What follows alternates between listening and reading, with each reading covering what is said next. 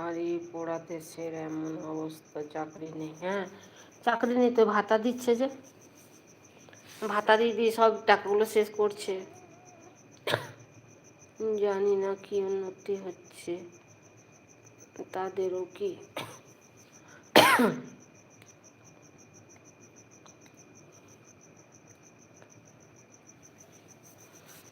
খুব মশা গো দিদি ভাই, আমাদের বাড়িতে প্রচুর মশা।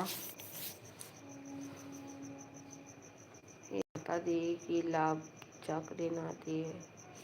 যাদের ধরো ছেলে মেয়ের পড়াশোনা নেই তারা ভাবে যে আমরা ভাতা পাচ্ছি, আমাদের ছেলে মেয়ের তো পড়াশোনা নেই, আমাদের ওইটাই অনেক, ভাতাটাই যেন চালু থাকে, ওরা এটাই ভাববে।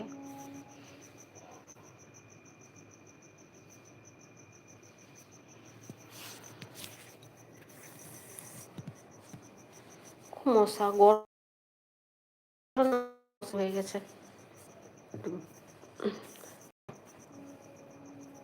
উনি খুব চালাক, এই ভাতা নেই, লক্ষ্মী ভাণ্ডার